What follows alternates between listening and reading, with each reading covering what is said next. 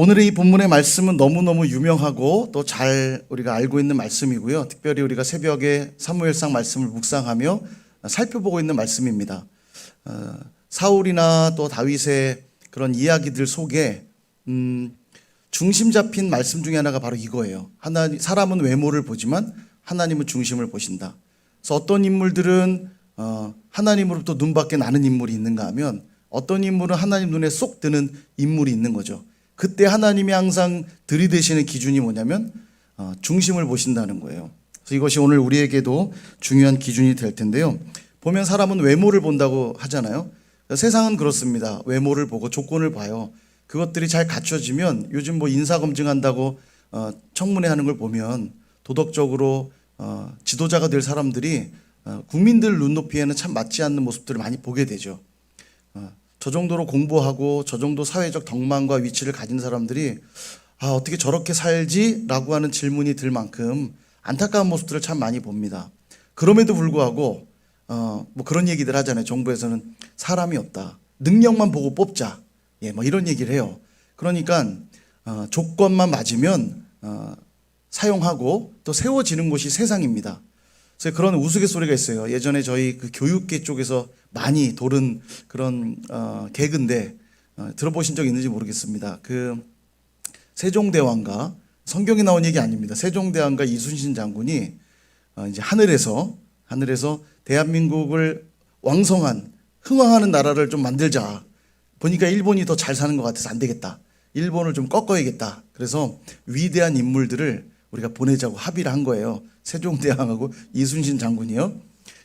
보냈는데 처음에 누굴 보냈냐면 아인슈타인을 보낸 거예요. 세기의 천재 과학자. 아인슈타인이 딱 한국에서 태어나면 대한민국에 대박이 나겠다. 딱 보냈어요. 정말 아인슈타인은 뛰어난 천재 아닙니까? 과학과 수학에 정말 타고난 재능을 갖고 있는데요. 문제는 그의 천재성은 발견이 됐는데 문제는 수학 능력 시험 통과가 안 되는 거예요. 수학과 과학만 잘하니까 점수가 안 나오는 거예요. 대학을 못 들어간 거예요. 대학에 들어가야 이제 실력 발휘가 되잖아요. 그래서 결국은 그렇게 대학도 못 들어가서 그냥 그렇게 낙오가 됐다는 이야기입니다. 실제로 아인슈타인은요, 그 수학, 과학 외에는 다 과락이어가지고 그 삼촌이 이제 스위스로 데려가서 공부를 하는데 스위스에는 그 잘하는 과목만 있으면 그 특기로 대학에 들어갈 수 있었다고 그래요. 그래서 아인슈타인이 대학에 들어갔고 본인이 잘하는 수학과 과학으로 이제 그렇게 공부를 하고 연구를 하고 논문을 쓸 수 있었던 거죠. 근데 우리나라에서 그게 안 되는 거예요. 우리나라 조건에 안 맞는 거죠. 일단은 다 잘해야 돼요. 국어부터 모든 과목을 다 잘해야만 점수가 잘 나와야만 대학에 가는 거잖아요. 그래서 아인슈타인은 낙오가 된 거예요. 그래서 안 되겠다. 이번에는 에디슨을 보내자. 발명왕 에디슨. 탁 에디슨 보낸 거예요. 진짜 에디슨이 특허가 10,000개가 넘는다는 것 같아요. 지금도 이제 에디슨의 후손들은 그 저작료로 먹고 산다고 말할 정도로 특허가 굉장히 많습니다. 정말 발명왕이잖아요. 대단한 사람이죠. 근데 그 또한 발명을 해도 그 학교를 공부를 다 못했잖아요. 초등학교도 다니다 이제 중간에 중퇴하고 좀 이제 미숙한 학업을 다 잘 못 마쳤거든요. 그래서 그의 학력이 인정이 안 돼가지고 발명을 아무리 해도 인정을 안 해주는 거예요. 학력이 안 된다고. 우리는 학력 사회 아닙니까? 대한민국은. 그죠? 대학원, 요즘은 뭐 대학원까지 나와야 요즘 인정해 주잖아요. 뭐 대학원생들도 널렸어요. 하도 이제 취업이 안 되니까 대학 나와서 대학원은 기본이고 박사들도 막 널려 있습니다. 그래서 학력 사회인 대한민국에서 에디슨은 그렇게 묻히고 맙니다. 너무 안타까워서 이번에는 안 되겠다. 뉴턴을 보내자. 뉴턴을 보냈는데 이 뉴턴은 정말 대학도 성적이 다 원활하게 좋아서 대학도 진학을 했고 최고 대학 가서 공부도 잘했고 정말 뛰어난 논문을 막 쓴 거예요.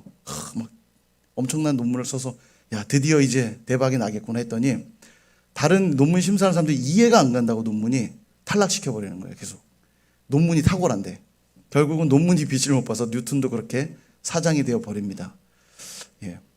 안 되겠다. 이번에는 퀴리 부인을 보내자. 퀴리 부인도 엄청 대단한 사람이잖아요.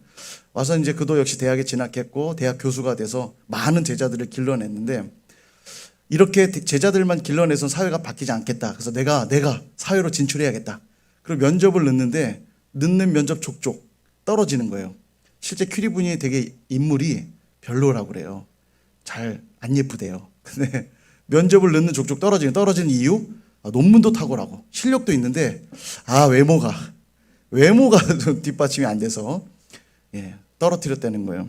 결국은 이 위대한 인물들이 우리나라에서 꽃을 못 폈다고 하는 우스개 이야기입니다. 우리 한국의 사회를 좀 풍자하는 거죠. 학력 위주고 또 외모 지상주의에 뭐 이런 것들을 이제 풍자하는 이야기인데, 우리가 웃으면서 들었지만 웃을 수만 없는 이야기입니다. 그만큼 조건이 중요하고 외모를 보는 사회 속에 우리가 있다는 거죠.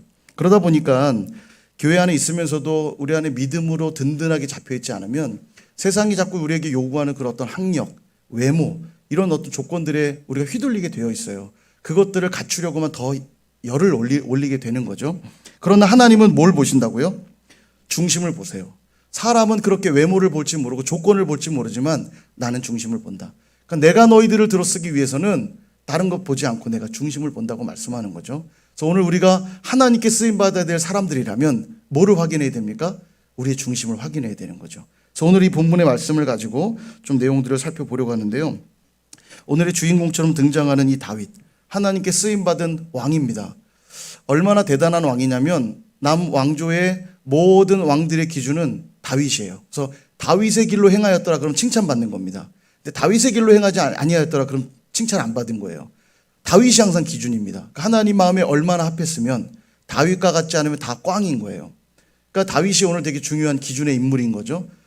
좀 더 연장을 해본다면 오늘 우리에게도 하나님이 다윗의 기준을 들이대실 수 있어요. 너 참 다윗과 같구나. 그럼 칭찬받고 세우실 거겠지만 다윗과 같지 않구나. 그러면 하나님 눈밖에 날 수 있는 거죠. 그래서 오늘 다윗에게 확인되는 그 중심을 우리가 좀 살펴보려고 그래요. 다윗과 함께 비교되는 왕들이 있습니다. 아까 말한 대로 남왕조의 다 대다수의 왕들은 다윗과 비교가 되지만 특별히 다윗이 사는 동안 다윗과 함께 중첩됐던 왕이 있어요. 누구냐면 먼저 선임자였던 사울. 그리고 다윗이 이후에 왕이 된 다음에 그 다윗에게 반역했던 아들이 있죠. 압살롬. 이 압살롬이 반역할 때도 스스로 헤브론으로 가서 자기를 따르는 무리들을 데리고 왕으로 등극하거든요. 스스로. 그리고 예루살렘으로 진군해요. 그러니까 나름 왕이 된 거죠. 반역이긴 하지만. 그러니까 다윗이 사는 동안 비교될 수밖에 없는 왕을 꼽으라고 하면 선임자였던 사울과 자기 스스로 왕이라 지칭했던 이 압살롬. 이 두 사람과 함께 비교한다면 다윗의 중심, 하나님 눈에 들었던 다윗의 모습이 어떠한지 우리는 볼 수 있을 겁니다. 여러분, 사울은 하나님의 기름 부으심으로 이스라엘의 초대왕이 되었습니다. 세워질 때 하나님의 영으로 충만해서 암몬을 격파하는 위대한 공적을 세우기도 했고요. 또 그 외모도 출중해서 백성들이 보기에도 와, 정말 왕감이다, 멋있다, 훌륭하다, 대단하다 칭찬을 받았습니다. 그러나 하나님 앞에 불순종의 죄를 짓게 되면서 하나님께 버림받게 되고 다윗에게 이후에 기름을 붓게 되죠. 다윗에게 인기가 많아지기 시작하자 사울은 그를 향한 분노와 시기심으로 남은 인생을 그렇게 처량하게 보내게 됩니다. 그것이 사울의 모습이었죠. 그 다음 왕이었던 다윗, 오늘 살펴보는 이 다윗은 참으로 용맹해서 골리앗과도 한판 붙은 대단한 사람이었고 이후에도 많은 주변 나라의 대적들과도 승리를 일궈낸 그런 사람이었습니다. 사울이 왕이었을 때는 10년 가까운 시간을 하나님이 기름 부어 왕으로 세웠음에도 사울에게 쫓겨다니며 광야와 동굴을 전전긍긍하며 살았죠. 그러나 그 시간에도 하나님 앞에서 인내하며 그 시간들을 잘 이겨내고 하나님 마음에 합한 왕으로 세움을 받게 됩니다. 그것이 오늘 다윗의 모습이고, 다윗의 셋째 아들이었던 이 압살롬, 그는 용모가 굉장히 준수했는데 얼마나 대단했냐면 성경에 이렇게 표현해요. 압살롬같이 아름다움으로 크게 칭찬받는 자가 없었다. 대단하잖아요. 예. 그보다 더 아름다운 자가 없었답니다. 그리고 발바닥부터 정수리까지 흠이 없는 자였다. 이렇게 기록해요. 그러니까 흠 잡을 데 하나 없는 완벽한 외모와 어떤 실력을 가진 자라고 성경이 기록하고 있는 거죠. 외모만 출중했던 것이 아니라 언변도 뛰어나서 백성들이 재판을 받기 위해 왕에게 나올 때 그 백성들의 이야기를 들어주고 그들을 이야기 답을 해주면 백성들이 그 마음이 뺏길 정도였어요. 너무너무 마음이 시원해지고, 그는 뛰어난 분별력과 지혜를 가진 자였습니다. 너무너무 좋아서 따르는 백성들이 많을 정도였어요. 다 압살롬 같은 자가 왕이 돼야 된다, 따르는 사람이 많을 정도였죠. 이처럼 사울도 다윗도 압살롬도 간략하게 말씀드렸지만 외형적으로 들어보면 셋 다 왕이 될 자격이 충분해 보입니다. 다 괜찮은 사람들이었어요. 근데 이들 중에 단 한 사람만 하나님은 마음에 합했다, 이렇게 말씀하는 거죠. 바로 다윗입니다. 그래서 다윗의 그 마음, 그 중심을 우리가 좀 살펴보아야 될 텐데, 도대체 다윗의 어떠함이 하나님 마음에 들었을까? 오늘 본문이 그 답인 거죠. 하나님이 중심을 보신다. 다윗의 중심이 하나님 보시기에 합당했다는 겁니다. 도대체 하나님 마음에 든 지도자로서의 중심이 뭔가 우리가 좀 살펴보자는 거죠. 다시 한번 사울을 좀 생각해 보면요. 사울이 하나님께 선택된 이유는 무엇이었냐면, 앞서 살펴본 대로 전쟁을 승리로 이끌 만큼 그런 탁월한 모습도 있었고요. 뛰어난 외모도 가지고 있었습니다. 그럼에도 하나님이 보신 건 이런 외적인 요소는 전혀 아니에요. 왜냐하면 하나님은 중심 보시니까요. 사울의 외모와 그의 어떤 나름의 전쟁을 잘 수행할 수 있는 능력 보신 거 아니고 하나님 중심을 보신 거예요. 사울의 어떤 중심을 봤냐면, 처음에 그가 왕으로 피택될 때 자기는 베냐민 지파의 작은 사람이라고 말하면서 겸손하게 반응했던 모습을 보게 되죠. 이후에 왕으로 세워질 때도 그를 반대했던 불량자들이 있었습니다. 그는 왕이 될 자격이 없다고. 그러나 이후에 그가 왕으로서의 실력을 보여주니까 많은 백성들이 반대했던 자들 다 끌어내십시오. 우리가 그들을 죽이겠습니다. 이렇게 따져 묻자 사울이 오늘은 여호와의 구원의 날이다. 우리가 다 하나 되어야 된다. 그들을 죽일 수 없다. 이렇게 말하면서 화합을 이끌어냈던 온유함과 화평함이 사울에게 있었어요. 저는 분명 하나님이 이 모습을 보시고 그를 왕으로 세웠다고 믿습니다. 왜냐하면 하나님은 중심을 보시니까요. 그러나 점점 그는 변하기 시작했죠. 왕으로서의 체면과 위신이 더 중요해서 자기 멋대로 제사를 드리는 죄를 범하게 됐고요. 아말렉을 진멸하라는 그 명령 앞에서도 완전히 진멸해야 했지만 자기 멋대로 그 명령을 해석해서 불순종하는 죄를 저지르게 됐죠. 그가 그래도 겸손했다면 그때라도 회개해야 됐지만 그는 끝까지 변명과 핑계로 일관했던 모습을 보게 됩니다. 교만한 자로 변질된 모습을 보게 되는 거죠. 이후 다윗의 인기가 하늘 높이 오르게 되자 사울은 그와 비교되는 것에서 열등감을 느끼고 분노와 시기심에 불타오르기 시작합니다. 급기야 창을 던지기 시작하죠. 그리고 수많은 군사들을 움직여서 다윗의 목숨을 뺏으려고 합니다. 바로 이것이 사울의 모습이에요. 사울의 중심인 거죠. 그래서 사울의 키워드를 여러분 좀 기억하십시오. 사울의 키워드는 교만, 열등감, 시기심, 분노. 처음에 하나님 보시기에 괜찮았던 사울이었지만 그는 나중에 이렇게 변질된 거예요. 그의 중심은 교만과 열등감, 또 시기심과 분노. 이걸 좀 기억하시길 바랍니다. 이번엔 압살롬에게로 우리가 한번 가볼 텐데, 다윗의 셋째 아들 압살롬은 명석했습니다. 아주 지혜로웠고 분별력이 있는 그런 사람이었어요. 외적으로도 머리부터 발끝까지 흠이 없다고 말씀을 드렸죠. 백성들의 마음을 훔칠 정도로 뛰어난 분별력과 언변을 가졌던 그런 사람입니다. 아버지가 굉장히 총애했어요. 다윗이 압살롬을 굉장히 아꼈고 좋아할 만큼 충성스럽고 믿음직스러운 아들이었습니다. 그러나 뛰어났던 만큼 야망도 굉장히 컸던 아들이 압살롬이에요. 재능이 많고 유능했던 만큼 그의 충성이 어느샌가 야망으로 바뀌기 시작을 했고 결국 왕에게로 나아가는 백성들의 마음을 훔쳐서 결국 헤브론에서 자신이 왕으로 선포를 하고 예루살렘으로 반역을 하게 되죠. 그래서 아주 그냥 압사할롬이에요. 그죠? 압사할롬. 정말 나쁜 놈. 아버지를 반역한. 근데 이게 여러분 이 이름이 재밌어요.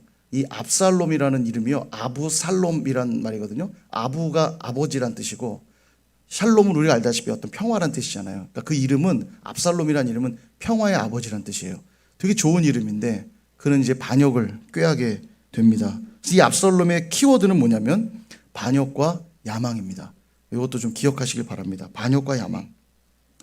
여러분 이 이야기를 들으면서 우리가 다룬받아야 되고 살펴야 되는 중심이 무엇인지 조금씩 보이기 시작하십니까? 이제 오늘 주인공이라 할 수 있는 다윗의 모습을 좀 살펴보려고 하는데요. 다윗은 이 사울과 압살롬 사이에 서 있습니다.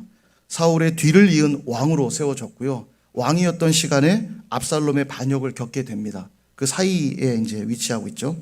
사울은 이 다윗을 시기해서 그를 향해 창을 던졌고 그의 생명을 취하기 위해 수많은 군사들을 몰고 다녔습니다. 다윗이 되게 힘들었을 거예요. 생각을 해보세요. 자기가 왕이 되겠다는 것도 아니고 하나님이 기름 부어서 세워주셔놓고는 하나님이 순적하게 왕이 되게 하시는 게 아니라 이런 사울을 앞에 두게 하셔서 굉장히 긴 시간을 10년 가까운 시간을 이 억울한 어려움을 겪게 두고 계시잖아요. 얼마나 힘들었겠습니까? 그 나라의 지도자가 10년 가까운 시간을 목숨을 뺏으려고 쫓아다닌다고 생각을 해보세요. 얼마나 숨막히는 삶입니까? 대통령이 여러분을 죽이려고 군사를 막 풀어놓고 다닌다고 생각을 해보세요. 얼마나 두려운 일입니까? 누워도 잠이 안 올 것이고, 그죠? 그러나 다윗은 사울이 자신을 대했던 그 분노와 시기심으로 반응하지 않았습니다. 자기가 죄가 없음에도 자기를 죽이려고 했던 사울의 분노와 시기심을 생각하면 억울하고 분한 생각에 돌려주고 싶지 않았겠어요? 그게 인지상정이죠. 그러나 그가 창을 던질 때 다윗은 그 창을 피했고, 군사를 몰고 나갔을 때 광야와 동굴로 그는 도망을 쳤습니다. 죽일 수 있는 기회도 찾아왔지만 절대로 죽이지 않고 하나님께 그 모든 상황들을 다 맡겼죠. 만약 사울이 시기심으로 창을 던진 사건으로 다윗이 복수의 칼을 간 다음 사울을 죽이는 창을 되돌려 주었다면 그는 사울보다도 더 탁월한 창 던지기의 명수가 되고 말았을 겁니다. 다시 말하면 사울보다도 더 무서운 시기심과 분노의 대명사가 되었겠죠. 그러나 그의 중심은 하나님 앞에 있었고 죽을 것 같은 그 고통 속에서도 자기 생명을 쫓는 사울을 죽일 수 있는 기회가 찾아올 그때에도 기름 부음 받은 자를 내가 어찌할 수 없다고 고백하면서 그는 결코 창을 던지지 않았고 반역을 꾀하지 않았다라는 겁니다. 이 고통의 시간들은 다윗 안에 내재되어 있던 분노와 시기심을 완전히 다 깨트리고 인내와 온유를 훈련하는 시간이었다라는 것입니다. 리더십들에게 자주 나타나는 양상 중에 하나는 바로 이 사울의 분노와 시기심입니다.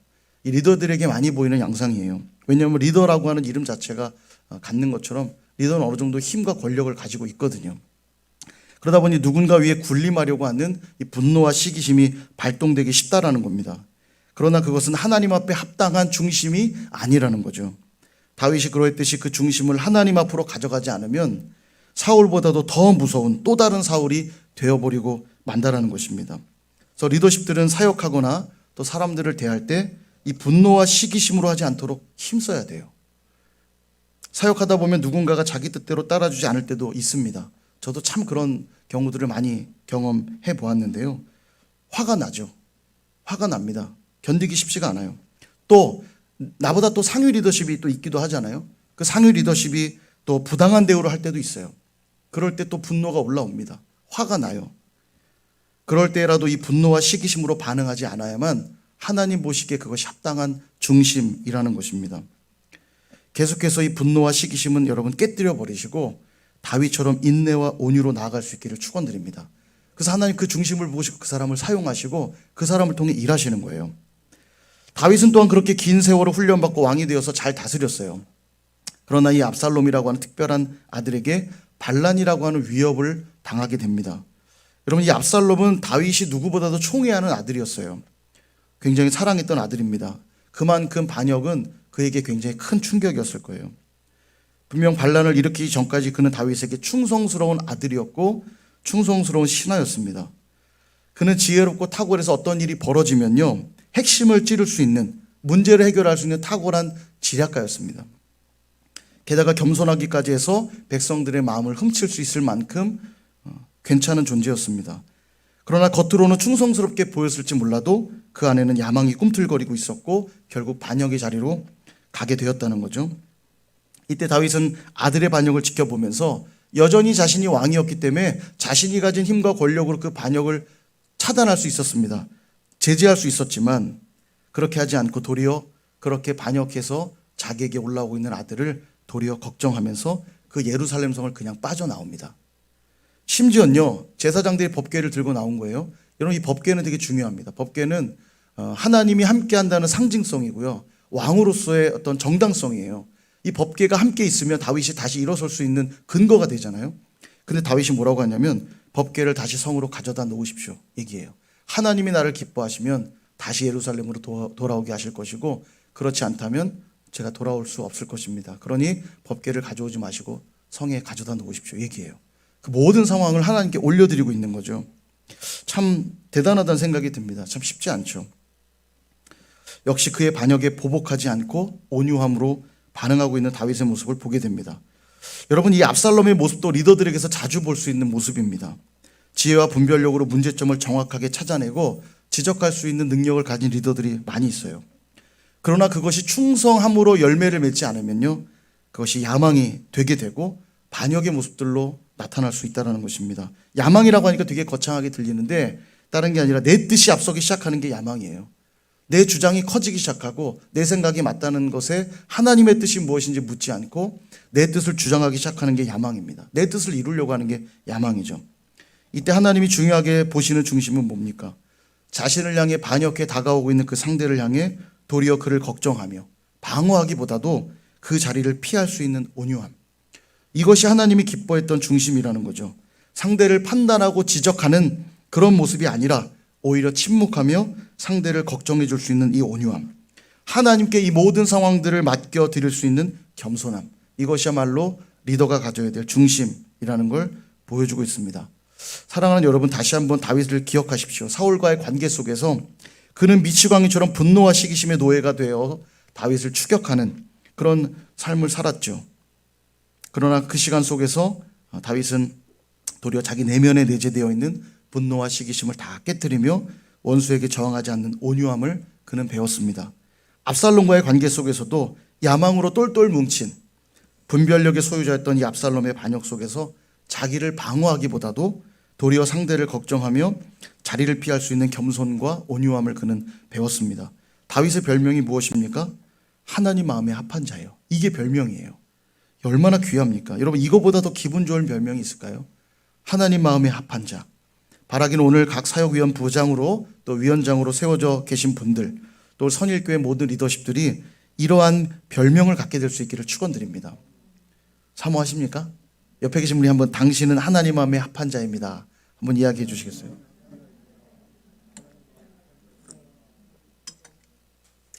여러분, 사람 눈 밖에 놔도요 얼마나 서운한지 몰라요. 그리고 잠이 안 옵니다. 근데요, 하나님 눈 밖에 나는 걸 아무렇지도 않게 생각하는 사람들이 많은 것 같아요. 하나님 눈 밖에 나면 그냥 끝이지 않습니까? 내가 소중하게 여기는 누군가로부터 눈 밖에 나도 신경 쓰여서 잠이 안 오고 힘이 드는데 하나님 눈 밖에 나면 끝인 거 아닙니까? 그러기 위해서 다윗이 보여줬던 그 중심을 여러분 꼭 기억하시고 그 중심을 여러분들도 잡으실 수 있기를 바랍니다. 분노와 시기심에 불타오르는 사울이 되려고 할 때마다 인내와 온유함으로 중심을 다시 잡으실 수 있기를 바랍니다.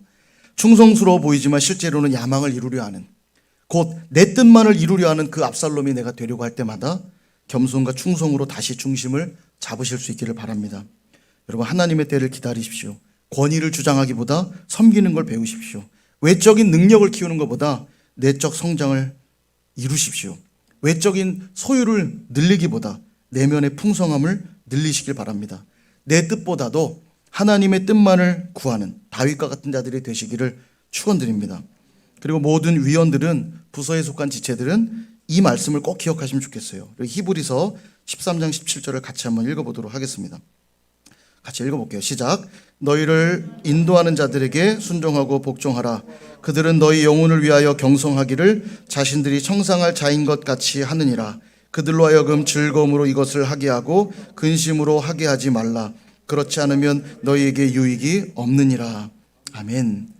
여러분, 그렇게 할 때 각 개개인이 하나님 앞에 칭찬을 받게 될 뿐만 아니라 그들이 속한 부서, 또 위원회, 또 우리 선일교회가 왕성케 되고 부흥케 되는 역사가 일어나게 될 줄로 믿습니다. 그런 위원장님들, 또 위원들, 또 저와 여러분 모두가 다 되시기를 주님의 이름으로 축원드립니다.